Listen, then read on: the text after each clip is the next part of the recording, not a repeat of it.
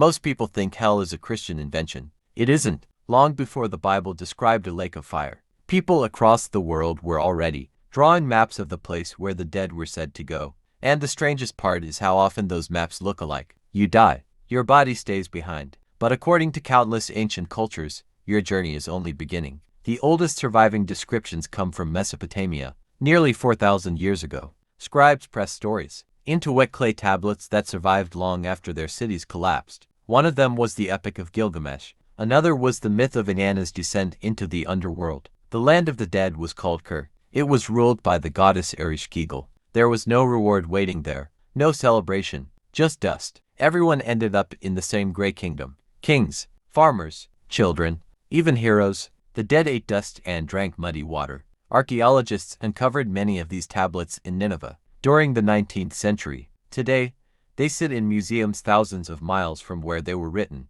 Yet they describe something surprisingly familiar. A gate, a crossing, a place beneath the earth. Then Egypt changed the story. Death became a test. Around 1550 BCE, scribes began copying what modern scholars call the Book of the Dead. It wasn't one single book. It was a collection of spells, instructions, a survival guide for the next world. You entered Duat, a strange landscape filled with rivers, monsters, and gates. Your heart was weighed against the feather of Mat. Truth, justice, balance. If your heart proved heavier than the feather, a creature called Ammit devoured it forever. No torture, no second chance, simply erased. The British Egyptologist Cyril Wallace Budge translated many of these texts in the late 19th century. Modern Egyptologists have corrected parts of his work, but the central idea remains. Your moral life followed you after death. Not everyone agreed. Travel east, cross into ancient Greece. The underworld became Hades, not hell. That distinction matters.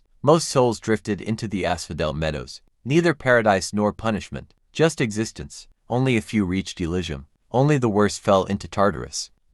According to poets like Hesiod, the Titan Atlas carried the heavens. Sisyphus pushed his stone forever. Tantalus stood thirsty beneath fruit he could never reach. The punishments matched the crimes, not randomly, symbolically, a lesson carved into myth. Then Rome inherited much of Greece's vision. Virgil's Aeneid described the hero descending into the underworld around the 1st century BCE, crossing a river, meeting forgotten souls, passing judges, seeing punishments, returning alive. A pattern was forming, crossing water, facing judgment, moving through layers. Returning was rare, but the map felt familiar. Then comes India. The Hindu traditions describe Naraka, not always eternal, often temporary, a place where actions carried consequences before another rebirth. The Garuda Purana lists many different hells, each linked to different kinds of wrongdoing. The details are graphic, yet the destination is not necessarily forever. Your punishment ends. The cycle continues. Buddhist traditions tell similar stories.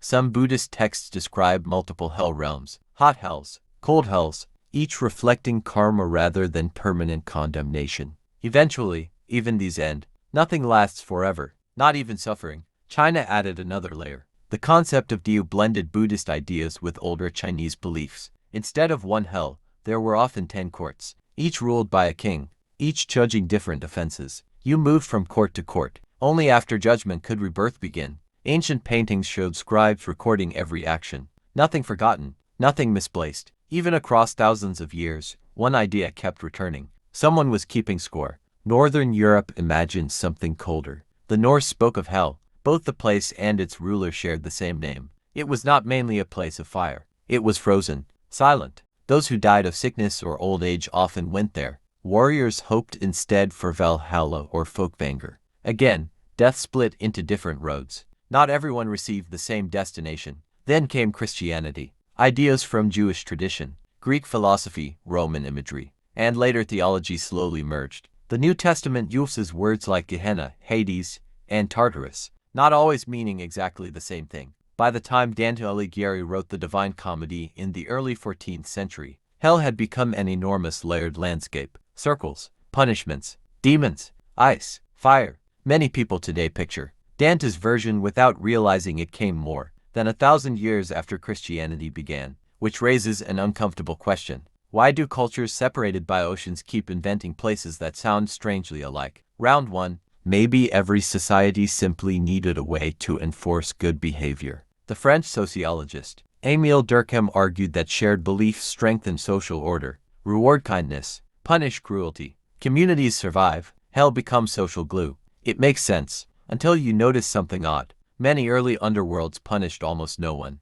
Mesopotamian treated nearly everyone the same. Fear alone cannot explain that. Round 2. Maybe the stories spread through contact. Trade routes carried myths. Empires copied neighbors. Ideas traveled. Historian Walter Burkert documented how Greek mythology absorbed influences from the Near East. That happened, without question. But isolation complicates the picture. The Maya imagined Xibalba beneath the earth, filled with trials, dark rivers, deadly houses, completely separated from ancient Mesopotamia. The details differ. The structure echoes. Round 3. Maybe your brain naturally creates these patterns. Psychologist Carl Jung proposed that certain symbols emerge repeatedly because they grow from shared structures of the human mind. The descent, the cave, the river, the judge. Modern cognitive scientists debate Jung's conclusions. Many reject his explanation, yet cross-cultural similarities remain difficult to dismiss entirely. Then come the stories that refuse to sit comfortably in either camp. In 1901,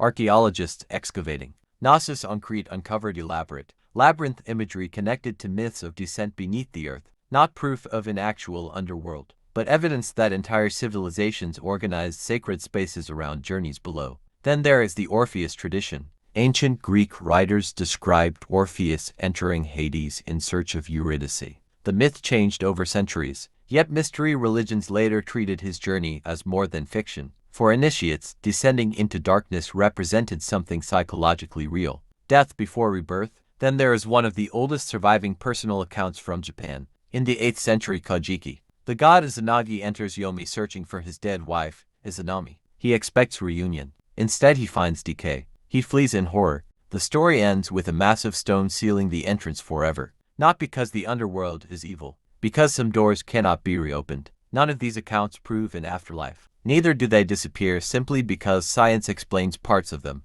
Modern neuroscience can describe what happens inside a dying brain. It cannot tell you whether ancient myths accidentally stumbled onto something beyond it. Archaeology uncovers temples, not destinations. History explains how stories evolve, not whether every story began with pure invention. You are left with a strange pattern. Civilization after civilization looked beneath the earth, not above. They imagined gates, judges, crossings, dark rivers, and the unsettling thought that death was less like falling asleep and more like arriving somewhere. Maybe every culture invented the underworld because every culture feared death. Or maybe they kept drawing the same map because they believed they were describing the same road. No one has ever brought back proof, only stories. And sometimes, stories survive longer than empires.